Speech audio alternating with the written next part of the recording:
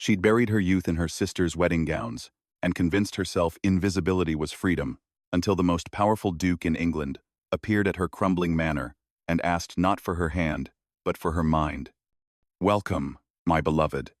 Before we dive into the whole story, please click subscribe and let me know in the comments where you're watching from, because tomorrow I will be giving you another story just as beautiful as this one, and you don't want to miss it. Now let's get into it. The morning air bit through Theodora's worn blue dress as she walked the frozen grounds of Ashdown Manor, her boots crunching against patches of ice that hadn't yet surrendered to the weak February sun. 28 years old, and she'd become a ghost in her own life. The kind of woman people forgot mid-conversation. She preferred it that way. Or so she told herself every morning when she woke in the drafty bedroom that used to be the servants' quarters. Because the good rooms had leaking roofs she couldn't afford to repair. Her breath formed small clouds in the cold as she paused near the old stone wall that bordered the east lawn.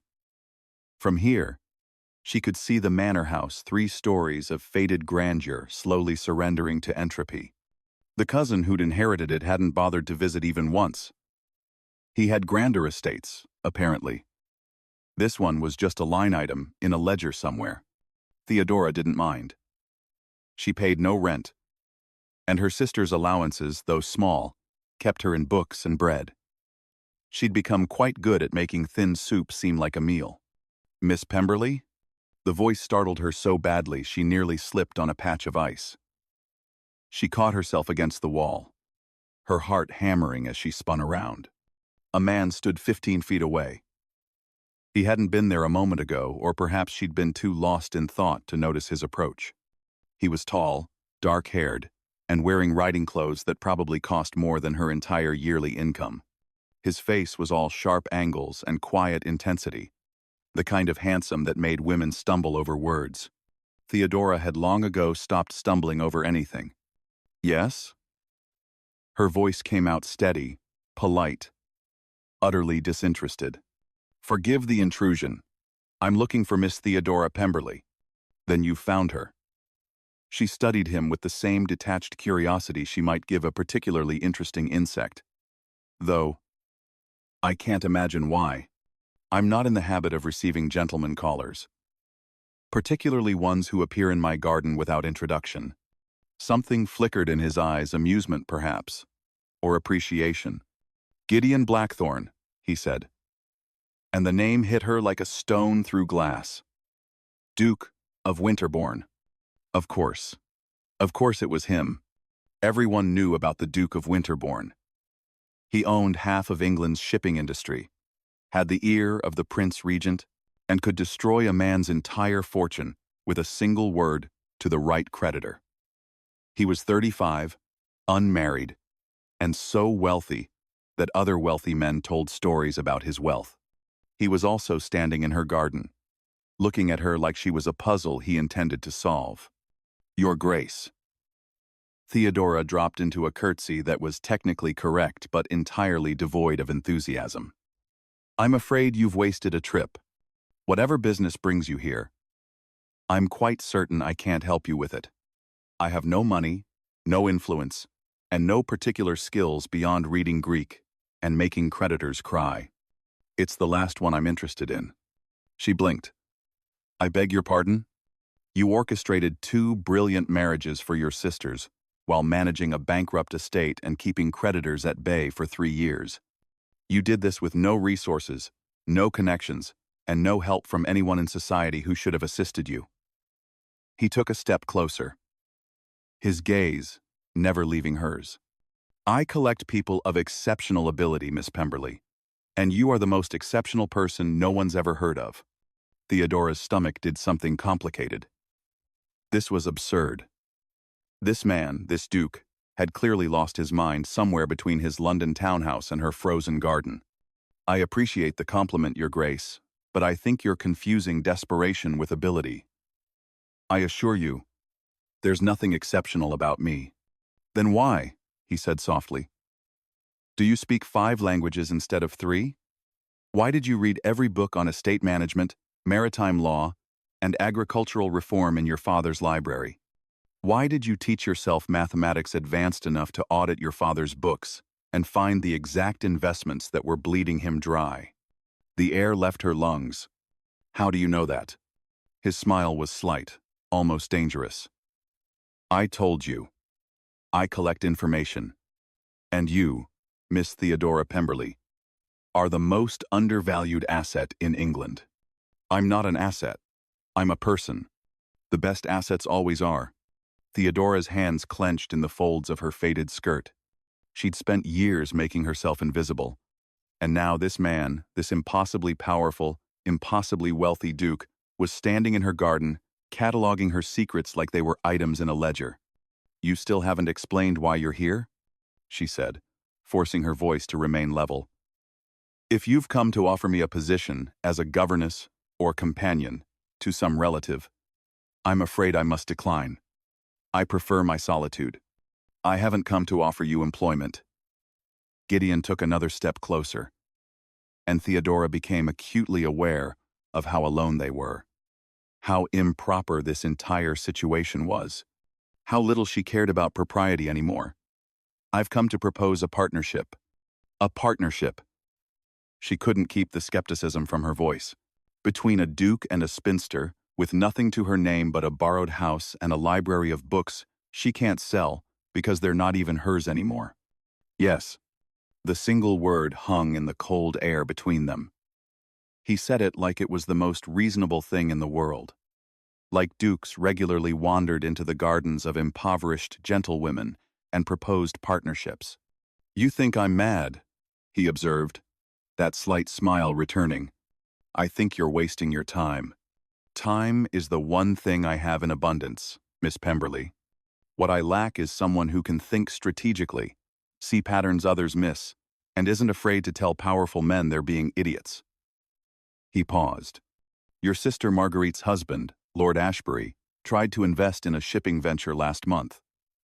You wrote him a letter, explaining exactly why it would fail.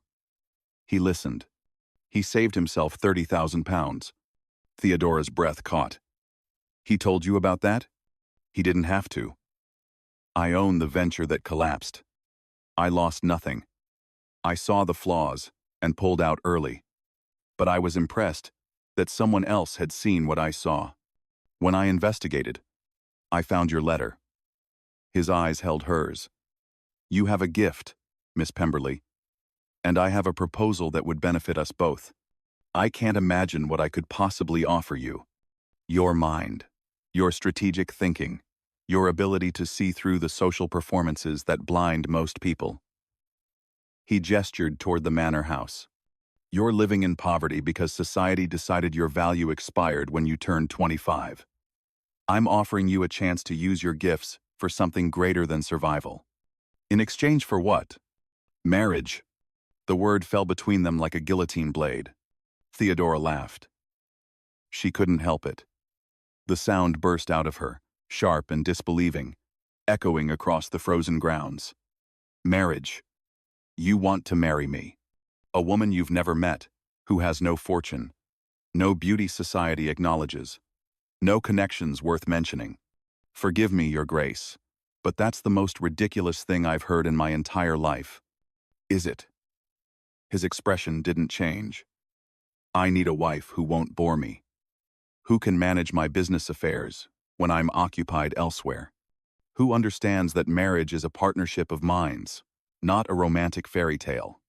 You need security, resources, and a position in society that will allow you to use your considerable talents instead of wasting them in isolation. And love. The word tasted bitter on her tongue. Affection, mutual respect. Respect, I can offer. I already respect you more than any woman I've met in London's ballrooms. As for love, he tilted his head slightly, studying her with those unsettling dark eyes. I don't believe in it. I believe in compatibility, mutual benefit, and intellectual partnership. Can you honestly say you believe in love anymore, Miss Pemberly? The question struck something deep and painful in her chest. Her fiancé, dead before their wedding, her years of watching, hoping, slowly accepting that no one would ever see her as anything but the sacrificial eldest sister. "No," she said quietly. "I suppose I can't. Then we understand each other." He reached into his coat and produced a folded paper.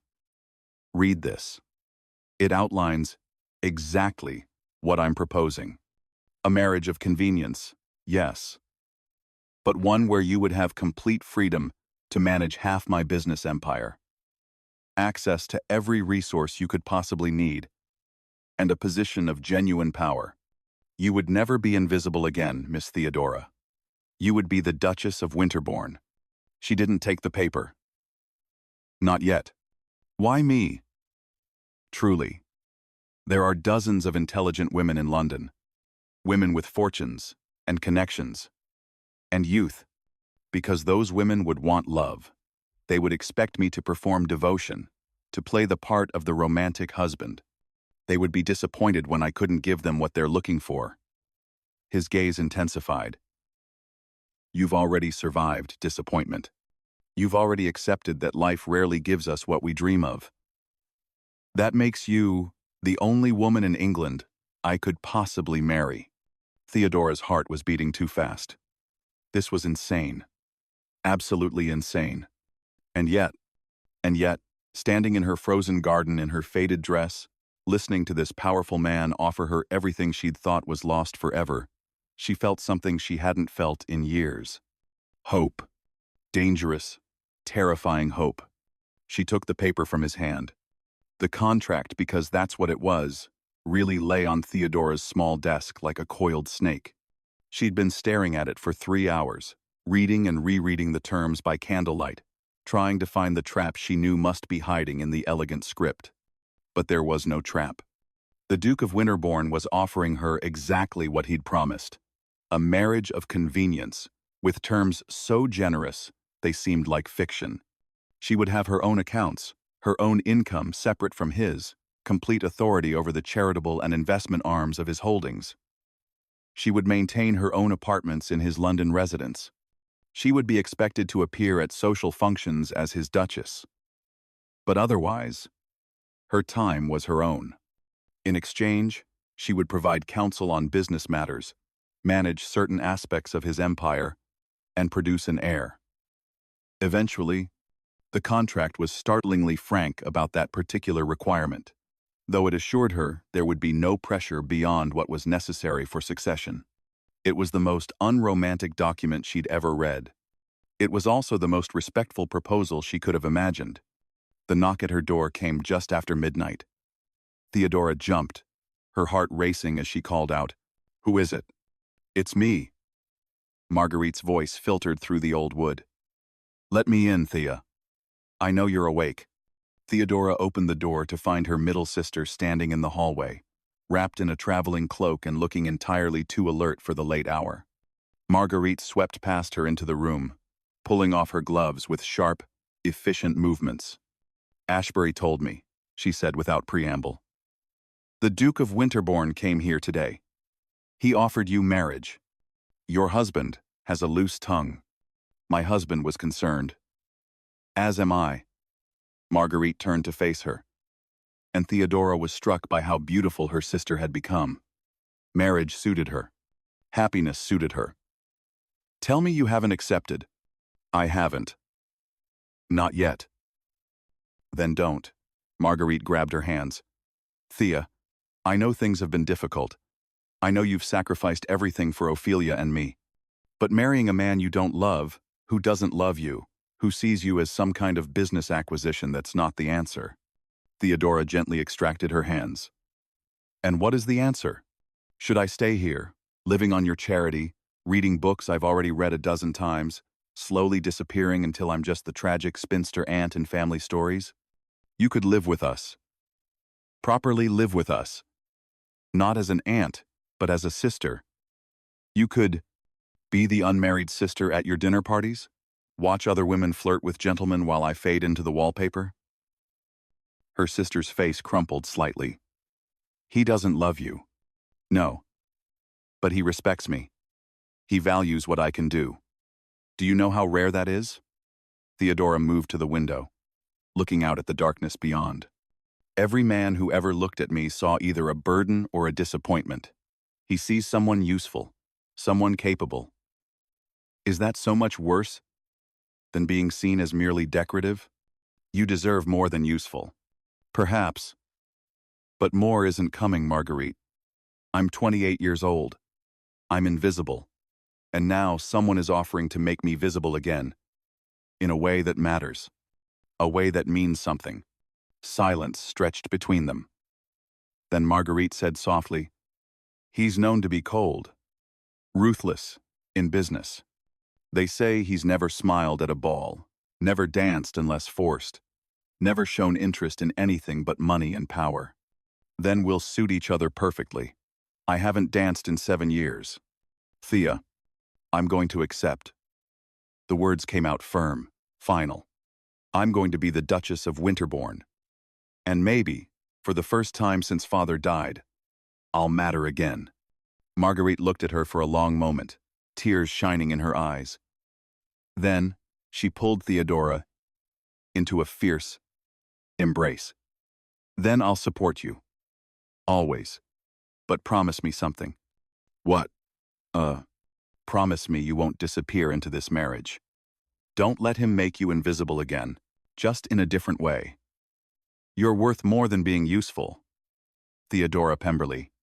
You're worth being cherished." Theodora held her sister tight and said nothing, because they both knew some promises were impossible to keep.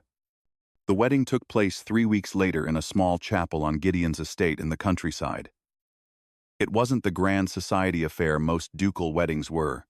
There were perhaps 30 people in attendance, Theodora's sisters and their husbands, a handful of Gideon's business associates, and the vicar, who looked mildly uncomfortable throughout the entire ceremony.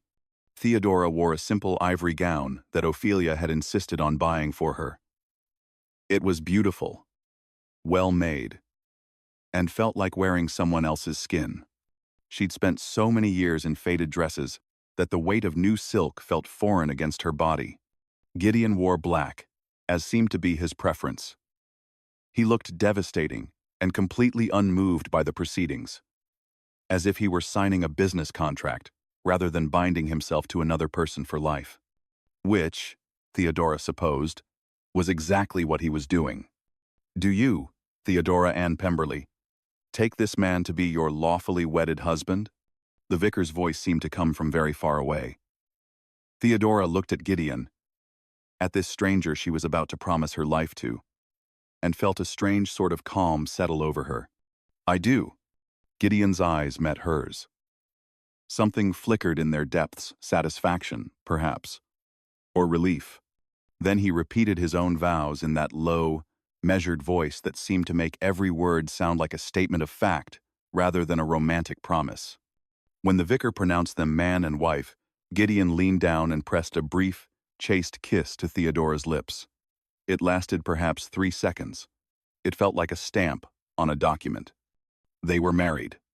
The breakfast afterward was subdued. Ophelia cried into her handkerchief, though whether from happiness or grief, Theodora couldn't tell. Marguerite kept shooting dark looks at Gideon, as if willing him to suddenly declare his undying love. The business associates talked amongst themselves about shipping routes and investment opportunities. Theodora sat at the head of the table, now the Duchess of Winterbourne, and felt absolutely nothing. "You're quiet." She looked up to find Gideon watching her, his expression unreadable. They were in the carriage now, heading to his London residence. The wedding breakfast had ended. Her sisters had departed with promises to visit soon, and now it was just the two of them, husband and wife. "I'm thinking," she said, "about whether I've made a terrible mistake." She expected him to look offended. Instead, he almost smiled. "Have you reached a conclusion?" "Not yet. Ask me again in a year." "Fair enough." He settled back against the seat, looking entirely too comfortable. "We'll arrive in London by evening. I've had apartments prepared for you in the East Wing. You'll have complete privacy. My rooms are in the West Wing. How wonderfully separate. I thought you'd appreciate it." "I do." And she did. The idea of sharing immediate quarters with this man she barely knew felt suffocating. When do I begin my duties?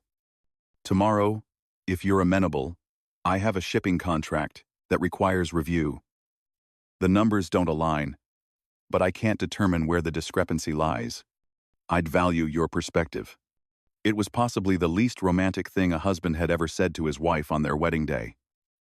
Theodora found herself genuinely smiling for the first time in weeks. I'd be happy to review it. Good. He pulled out a leather portfolio from beside his seat. I brought the initial documents. You can begin now if you'd like. And so Theodora spent her wedding day reviewing shipping manifests and cargo inventories, her new husband occasionally pointing out relevant details, both of them completely absorbed in the puzzle of numbers and logistics. It should have been depressing. It should have felt like the death of every romantic dream she'd ever had. Instead, it felt like coming alive. When she found the discrepancy, a clever bit of double accounting that had been siphoning funds for months, Gideon looked at her with something approaching genuine admiration. Remarkable, he said quietly. How long did that take you? 40 minutes. It would have taken my best accountant 3 days. He took the documents back, his fingers briefly brushing hers. You're everything I thought you'd be, Theodora. It wasn't, I love you. It wasn't even, I admire you. But coming from Gideon Blackthorn, Duke of Winterbourne, it felt dangerously close to both. London society didn't know what to make of the new Duchess of Winterbourne. The gossip had started immediately, of course. How the most eligible bachelor in England had married a complete unknown. How she was 28, practically ancient. How she'd been living in poverty before he'd inexplicably chosen her. The prevailing theory seemed to be that Theodora had somehow trapped him, though no one could quite explain how a penniless spinster had managed to ensnare a man who'd successfully avoided every matchmaking mama in the country for years. Theodora found the speculation amusing. Let them wonder. She had more important things to do than worry about what society thought. Like saving Gideon's shipping company from a hostile takeover. The Carlyle Group is offering 30% above market value, she said, spreading papers across the massive desk in Gideon's study. They'd fallen into a routine over the past month. Meeting here each morning to discuss business, working through problems together, occasionally arguing about strategy in ways that left them both energized rather than angry. But they're leveraging debt to make the offer. If you look at their actual assets versus their liabilities, they're one bad season away from collapse. Gideon leaned over her shoulder, studying the numbers. He'd stopped maintaining the careful physical distance of the first week. Now he would stand close enough that she could smell the subtle scent of his cologne, feel the warmth radiating from his body. It should have made her uncomfortable. Instead, it made her hyper-aware of every breath, every movement. So, if I accept their offer, he said slowly, I get an immediate profit, but the company collapses within a year, and my reputation suffers. Exactly. But if you counter-offer here, she pointed to a specific line in the contract, you can force them to either secure additional backing, which exposes their weak position, or withdraw entirely. Either way, you win. You're brilliant. He said it matter-of-factly, the way he might comment on the weather. But something in his voice made Theodora's heart skip. I'm practical. Same thing. He straightened, moving to the window that overlooked the London street below. We've been invited to the Thornbury Ball next week. Theodora's stomach tightened. She'd been avoiding social functions, claiming she was still adjusting to her new position. In truth, she was terrified. She'd spent years being invisible at such events. Now she would be on display as the Duchess of Winterbourne, subject to every scrutinizing gaze, every whispered comment. Do we have to attend? Unfortunately, yes. The Thornbury family controls several voting blocks in Parliament. Their support is necessary for a bill I'm backing. He turned to look at her. You don't want to go. It wasn't a question.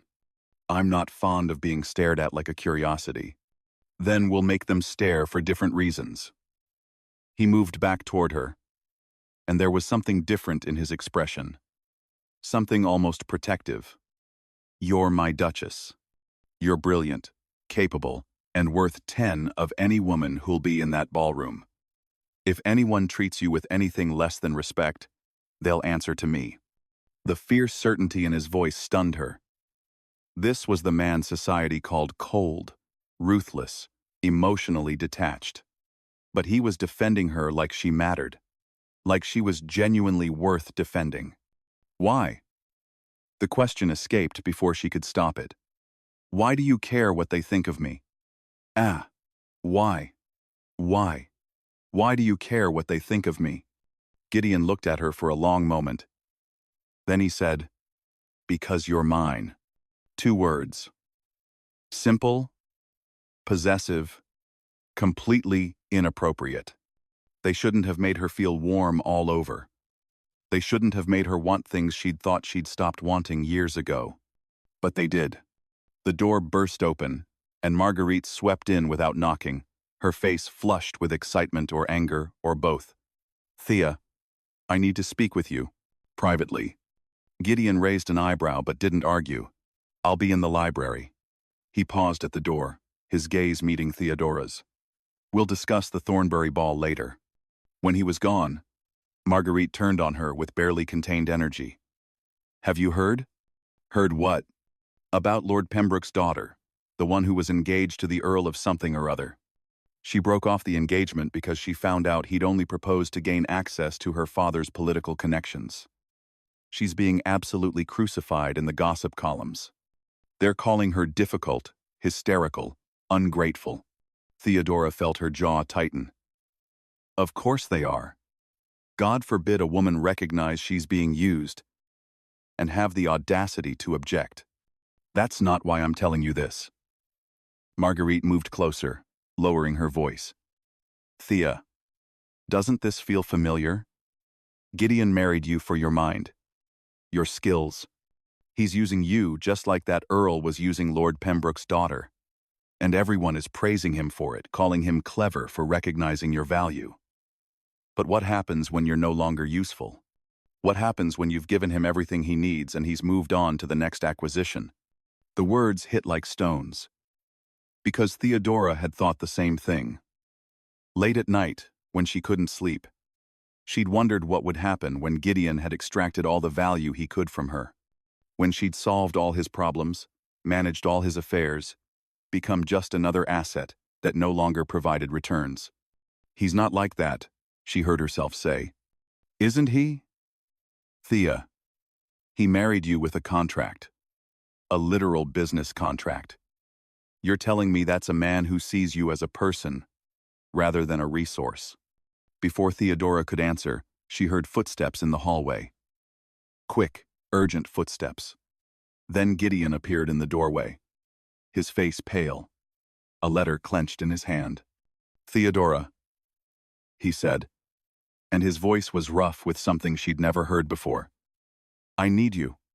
Now. The letter was from Gideon's man of business in Liverpool, and the news was catastrophic. 3 of his ships had gone down in a storm off the coast of Ireland. The cargo alone was worth £100,000. The ships themselves were worth twice that. But worse than the financial loss was the human cost: 47 sailors missing, presumed dead. Theodora watched Gideon read and reread the letter, his face carved from stone. This was the first time she'd seen a crack in his composure, the first time he'd looked like anything other than completely controlled. I need to go to Liverpool, he said flatly. The families need to be notified. Arrangements need to be made. The insurance claims need to be filed before the underwriters find a reason to deny them. I'm coming with you. He looked up sharply. That's not necessary. It's absolutely necessary. You need someone to help coordinate the response. Someone who can think clearly while you're dealing with the emotional weight of this. Let me help you, Gideon. That's what you married me for, isn't it? My ability to handle the things you can't? Something flickered across his face, pain, perhaps. Or gratitude. This isn't a business problem. These are people's lives. I know. Which is why you need help even more. She held his gaze. Let me be your partner. Truly your partner. Not just when it's convenient. The mask cracked a little more. She saw exhaustion underneath, and grief, and a kind of desperate determination to fix what couldn't be fixed. All right, he said quietly. The journey to Liverpool took 2 days. They traveled in relative silence, Gideon absorbed in letters and documents, Theodora reviewing everything she could find about maritime insurance law and disaster protocols. When they finally arrived, the scene was chaos. The docks were crowded with families waiting for news. Women clutched children, their faces drawn with fear and hope in equal measure. Men stood in grim clusters, discussing rescue efforts and recovery operations. The harbor master looked like he hadn't slept in days. Gideon strode into the center of it all, and Theodora saw something she hadn't seen before. The cold, calculating Duke disappeared.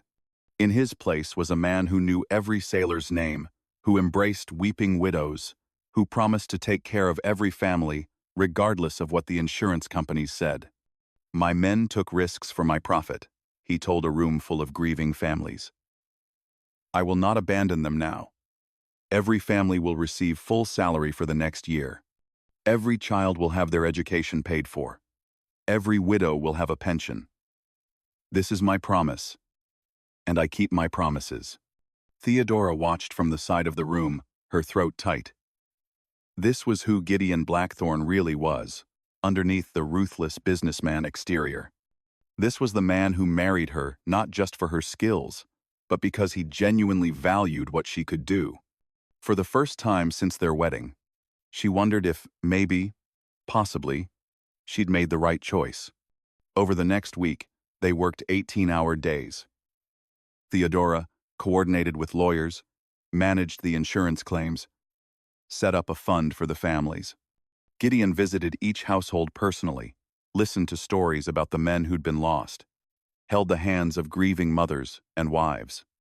Late one night, working by lamplight in their temporary lodgings, Theodora looked up to find Gideon staring at her. What? She asked. I couldn't have done this without you. Yes, you could have. No. He set down his pen, and there was something raw in his expression. I would have managed the business side, but the human side, making sure the families knew they mattered, that their loved ones mattered. You did that. You made them feel seen. That's what you've been doing all week. Only because you were handling everything else. Only because I had the space to grieve with them instead of drowning in logistics. He stood, moving around the desk toward her. Marguerite was right, you know. I did marry you because you're useful, because you're brilliant and capable and could help me build an empire. Theodora's heart sank. So, her sister had been right, after all. But she was also wrong, Gideon continued, stopping directly in front of her chair. Because somewhere between the contract and now, between the shipping manifests and this disaster, you stopped being useful and started being essential. You stopped being an asset and started being... He stopped, seeming to struggle with the words. Started being what? Theodora's voice came out barely above a whisper. Everything. The word fell between them like a confession. You're everything, Theodora, and I don't know what to do with that. She stood slowly, bringing them face to face. This close, she could see the exhaustion in his eyes, the vulnerability he usually kept so carefully hidden. Then we'll figure it out together, she said, like we figure out everything else. Gideon reached up, his hand cupping her cheek with a gentleness that made her breath catch. I don't know how to love people. I don't know if I'm even capable of it. I don't either. She leaned into his touch. But maybe we can learn. He kissed her then. Not the brief, perfunctory kiss of their wedding day, but something real and desperate and achingly tender. Something that felt like a promise neither of them knew how to make. When they finally pulled apart, Gideon rested his forehead against hers. "I'm going to disappoint you," he whispered. "Probably. I'll disappoint you too." "Good." The ghost of a smile touched his lips. "I don't trust perfection, anyway." They returned to London changed. Not obviously to outsiders. They were still the practical Duke and Duchess of Winterbourne, still working together with ruthless efficiency. But something fundamental had shifted between them. Gideon started appearing at breakfast. They'd begun taking dinner together in the private dining room rather than retreating to separate apartments. He would brush his hand against hers when passing documents, let his gaze linger a moment too long, smile in ways that made her heart do impossible things. Theodora found herself looking forward to their morning meetings for reasons that had nothing to do with business strategy. She'd catch herself studying the line of his jaw, the way his hair fell across his forehead when he was concentrating, the rare, genuine laugh he'd started to allow himself around her. They were, against all odds and expectations, becoming friends. And maybe, terrifyingly, something more. The Thornbury ball arrived like an inevitable reckoning. Theodora dressed carefully in a gown of deep sapphire blue, another gift from Ophelia, who'd apparently decided that her eldest sister needed an entirely new wardrobe. Her maid styled her hair in an elegant arrangement that made her look sophisticated rather than severe. When she descended the stairs, she found Gideon waiting in the entrance hall. He looked up, and the expression on his face made her forget how to breathe. "You're beautiful," he said simply. "You sound surprised." "I'm not. I always knew you were beautiful. I just never thought." He trailed off, shaking his head. "Never mind. Shall we?" He offered his arm, and together they climbed into the carriage that would take them to the one place Theodora had been dreading most. The Thornbury mansion blazed with light, music, and laughter spilling from every window. Carriages lined the street, depositing elegantly dressed lords and ladies who swept up the steps in clouds of silk and jewels. Theodora's stomach churned. "I can feel you panicking," Gideon said quietly. "Don't. Easy for you to say. You're the Duke of Winterbourne. I'm the aging spinster you inexplicably married. You're my Duchess, and anyone who treats you as less than that will answer to me." His hand covered hers where it rested on his arm. "I meant what I said before. Theodora. You're mine. That means something." The possessiveness in his voice sent a thrill through her that she absolutely did not want to examine. They entered the ballroom to a wave of attention. Conversations paused. Heads turned. Theodora felt every gaze like a physical weight, every whisper like a knife against her skin. Then Gideon did something unexpected. He pulled her closer, his hand firm at her waist, and led her directly to the center of the ballroom, to the dance floor, where everyone could see them. "What are you doing?" she hissed. "Making a statement." He turned to face her, assuming the position for a waltz. "Dance with me." "I haven't danced in 7 years." "Then it's time to remember how." The music swelled, and suddenly they were moving. Gideon was an excellent dancer, of course he was, and he led with such confidence that Theodora found herself following naturally, her body remembering what her mind had tried to forget. They swept across the floor, and Theodora became aware that people were watching with expressions ranging from shock to fascination. The Duke of Winterbourne, who famously never danced, was waltzing with his new Duchess like she was the only person in the room. "They're staring," she murmured. "Let them." His dark eyes held hers. "Let them see how remarkable you are. Let them see that I know exactly what I'm doing when I married you." "And what were you doing?" "Securing the greatest asset I could possibly acquire." His lips quirked. "And possibly falling in love. Though I'm still not entirely sure what that feels like." Theodora stumbled. Gideon caught her smoothly, his arm tightening around her waist. "What did you just say?" "I said possibly." But there was something in his expression, vulnerability and certainty mixed together. "I told you I don't know how to love people. But if love is wanting someone's happiness more than your own, If it's feeling incomplete when they're not nearby, if it's being willing to fight the entire world for them, then I think I might be in love with you, Theodora. Her eyes burned. That's the most ridiculous thing I've ever heard. More ridiculous than a duke proposing to a spinster in her frozen garden? Much more ridiculous. Good. He smiled then, a real smile that transformed his entire face. I'd hate to become predictable. The waltz ended. Around them, the ballroom erupted in polite applause, but Theodora barely heard it over the pounding of her own heart. Gideon led her off the dance floor and immediately to the refreshment table, where he procured her a glass of wine with the same efficiency he applied to business negotiations. Theodora drank it in 3 large swallows, earning a raised eyebrow from her husband. "Steady," he said, amusement coloring his voice. "You can't just declare you might be in love with someone in the middle of a waltz." "Why not?" "Because it's... She couldn't find the words. "It's not how things work." "Then how do things work?" Before she could answer, a woman's voice cut through their conversation like a blade through silk. Well, the famous Duchess of Winterbourne." Theodora turned to find herself face to face with Lady Francesca Morrison, one of the most beautiful and most vicious women in London society. She was everything Theodora wasn't: young, titled, wealthy, and cruel in that particular way only truly secure people could be.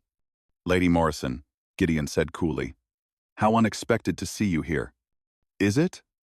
Francesca's smile was sharp as glass. "I was invited, unlike some people who simply purchased their way into society." Her gaze raked over Theodora. "Though I suppose purchasing aging spinsters is one way to secure a duchess. How enterprising of you, Your Grace." The insult landed like a slap. Theodora felt her face flush, her old instinct screaming at her to shrink away, to make herself invisible again. But then Gideon stepped forward, placing himself slightly between Theodora and Francesca, and his voice went absolutely arctic. "Careful, Lady Morrison. You're speaking about my wife." The temperature in the immediate vicinity seemed to drop 10 degrees. People nearby stopped their conversations, sensing drama. Francesca's smile faltered slightly, but she held her ground. "I meant no offense, Your Grace. I was simply stating facts. Everyone knows the circumstances of your marriage. A business arrangement, wasn't it? How very practical." "Yes," Gideon said quietly. "It was practical. My wife is brilliant, strategic, and capable of things that would make your head spin. She's worth 10 of anyone else in this room, including you. And if you ever speak of her with anything less than complete respect again, I will ensure that every door in London society closes to you. Do we understand each other?" The threat hung in the air like a sword. Francesca's face went pale, then red. She opened her mouth, closed it, then turned, and fled into the crowd. Theodora stood frozen, her heart pounding. No one had ever defended her like that. No one had ever made her feel like she was worth defending. "You didn't have to do that," she said quietly. "Yes, I did." Gideon turned back to her, and the fierce protectiveness in his eyes made something crack open in her chest. "You're my wife, my partner, the woman who's somehow become the center of my entire world in less than 2 months. I will not stand by while anyone diminishes you." She was right, though. Our marriage is a business arrangement. Was. His hand found hers, fingers intertwining in a gesture that felt impossibly intimate despite the crowd around them. It was a business arrangement. Now it's something I don't have words for yet. Something that terrifies me because I've never felt anything like it before. Theodora's breath caught. Around them, the ballroom continued its dance, but she felt like she and Gideon existed in their own private world. A world where the cold, ruthless Duke was looking at her like she'd somehow become essential to his existence. "What do we do now?" she whispered. "We go home." His thumb traced circles on the back of her hand. "And we stop pretending this marriage is only about business." They left the ball early, scandalizing half the attendees, and delighting the gossips, who would dine out on the story for weeks. Theodora didn't care. She was too busy trying to process everything that had happened, everything Gideon had said, everything she was feeling. The carriage ride home was silent but charged with a tension that had nothing to do with business and everything to do with the way Gideon kept looking at her like he was trying to memorize every detail of her face. When they reached the house, he helped her down from the carriage, his hands lingering at her waist. They stood in the entrance hall, servants carefully not looking at them. The late hour, making everything feel dreamlike and unreal. "Theodora," Gideon said, and her name in his voice sounded like a prayer. "I need to tell you something. Something I should have told you before we married." Her stomach tightened. "What?" "I investigated you. Before I ever came to your garden that day, I didn't just hear about your sisters' marriages and find them impressive. I spent 3 months learning everything about you, reading every letter you'd written, talking to everyone who'd ever interacted with you, piecing together exactly who you were." The confession should have made her angry. Instead, it just made her sad. "You researched me like I was an investment." "Yes. But somewhere in all that research, I stopped seeing you as an investment and started seeing you as a person I wanted to know. A person who'd been invisible for so long that she'd convinced herself she didn't matter. And I think part of me knew that before I ever met you. That's why I came to your garden. Not just to acquire a useful wife, but to meet the woman who'd somehow captured my attention in a way no one else ever had." Tears pricked at Theodora's eyes. "You're saying you were interested in me before we met. I'm saying I was half in love with the idea of you before we met. And now, having actually known you, having worked beside you and watched you handle disasters with grace and make impossible things seem simple." He stepped closer, his hands framing her face with a gentleness that made her want to cry. "Now I'm not half in love. I'm completely, terrifyingly, irrevocably in love with you. Gideon, you don't have to say it back. I know this isn't what you signed up for. I know you agreed to a practical arrangement, not a romantic entanglement. But I needed you to know. I needed you to understand that when I defended you tonight, when I told Francesca you were worth 10 of anyone else, I wasn't performing for society. I was stating a simple truth." Theodora looked at this man, her husband, her partner, the person who'd somehow become essential to her happiness in ways she'd never expected. And she realized something that should have terrified her but instead felt like coming home. "I love you too," she said quietly. "I think I started loving you when you showed up in Liverpool and cared more about the sailors' families than the money. When you let yourself be human instead of just powerful. When you trusted me to help carry your burdens instead of facing them alone." Gideon's eyes closed briefly, like her words had hit him somewhere vital. When he opened them again, they shone with emotion. "This wasn't supposed to happen," he said, but he was smiling. "No. We were supposed to have a nice, tidy business arrangement." Theodora smiled back, feeling giddy and terrified, and absolutely certain. "Instead, we accidentally fell in love. How inconvenient. Extremely inconvenient." He leaned down, his forehead resting against hers. "What do we do now? What do we do now? We stop sleeping in separate wings of the house, for one thing." His laugh was surprised and genuine. "Is that a request or a demand?" "Your Grace." "Both." She reached up, her hand sliding into his hair. "Kiss me, Gideon. Properly this time." He did. And it was nothing like the desperate kiss in Liverpool or the chaste kiss at their wedding. This kiss was a promise, a claim, a beginning. It was the kiss of two people who'd found each other by accident and decided to keep each other on purpose.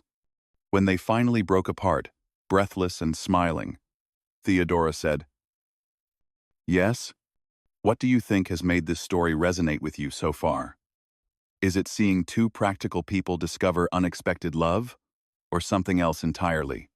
She smiled, a private joke between them and the universe. I'd love to know your thoughts. Gideon raised an eyebrow, but there was laughter in his eyes as he swept her into his arms and carried her toward the stairs. 3 months later, the Duchess of Winterbourne had become a force in London society, not because of her beauty, or her youth, or her performance of propriety, but because she was genuinely formidable. She'd restructured Gideon's entire charitable foundation, personally visited the families of the lost sailors every month, and somehow convinced Parliament to pass legislation improving conditions for maritime workers.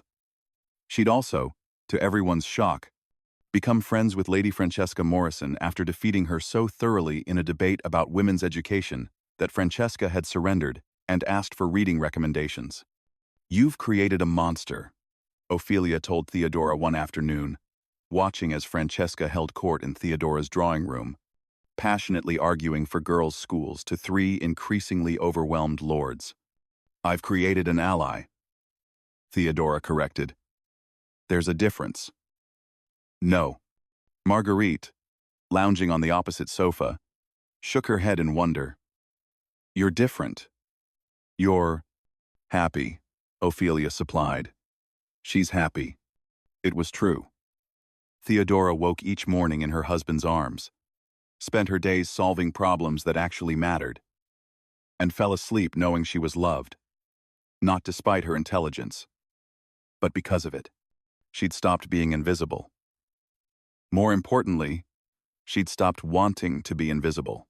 "Speaking of happy," Marguerite said, her eyes gleaming with mischief. "When are you going to announce that you're expecting?" Theodora nearly dropped her teacup. "I'm not. How did you—" "Please. I've seen you at breakfast. You can't stand the smell of eggs anymore. You're glowing. And Gideon looks at you like you're made of spun glass." Marguerite leaned forward. "So when are you telling him?" "Tonight," Theodora admitted. "I was waiting to be certain." "He'll be insufferable," Ophelia predicted. "He already treats you like you're the most precious thing in England. Now he'll probably wrap you in cotton wool." She wasn't wrong.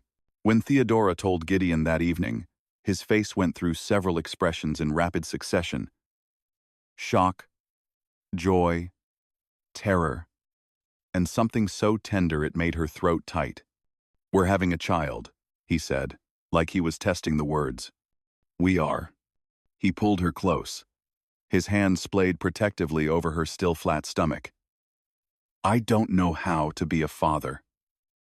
"Good thing you have approximately 7 months to figure it out." She tilted her head up to look at him. "We'll learn together, like we learn everything else." "I love you," he said fiercely. "I love you so much, it terrifies me. You and this child, you're my entire world.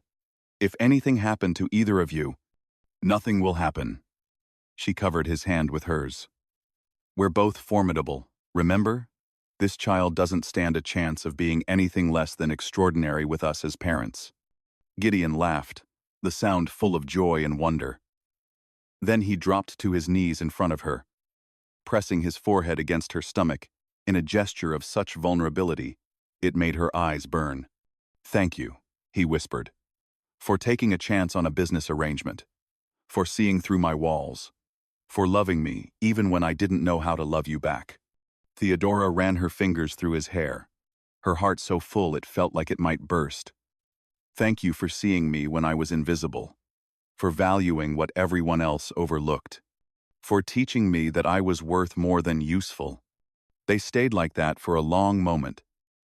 The powerful Duke of Winterbourne, kneeling before his Duchess in a display of devotion that would have shocked every person who'd ever called him cold or ruthless.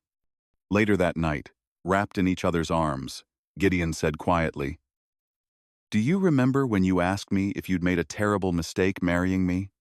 You told me to ask again in a year." "It hasn't been a year yet." "No." She smiled against his chest. "But I already know the answer. I didn't make a mistake. I made the best decision of my life, even though I approached it like a business transaction." especially because of that. You saw my value when no one else did. You offered me partnership when everyone else offered pity. You gave me a chance to matter again. She propped herself up on one elbow, looking down at him in the moonlight streaming through the window. And then, when I least expected it, you gave me love. Gideon reached up, cupping her face in his hand. He said softly, "But the most powerful duke in England knelt for the oldest spinster." And then he spent the rest of his life thanking whatever force in the universe brought her to him. That's quite a story. It's our story. He pulled her down for a kiss. And I plan to spend decades making it even better. Outside, London continued its endless dance of society and scandal. But inside the Winterbourne residence, in the bedroom where the Duke and Duchess had finally stopped pretending they didn't need each other, two people who'd started as a business arrangement had become something far more valuable. They'd become a love story. The kind of love story that starts with contracts and negotiations, with practical decisions and strategic thinking. The kind that survives disasters and society's judgment. The kind that grows stronger not despite its unconventional beginning, but because of it. The kind that proves, once and for all, that sometimes the most powerful force in the world isn't money, or title, or youth, or beauty. Sometimes it's simply being seen. And Theodora Pemberly, now Theodora Blackthorn, Duchess of Winterbourne, had finally, gloriously, been seen. Thank you for watching this story to the end. If you enjoyed this story, you will surely love the next one. It's as beautiful and intriguing as you can ever imagine. So do check it out. See you on the next one.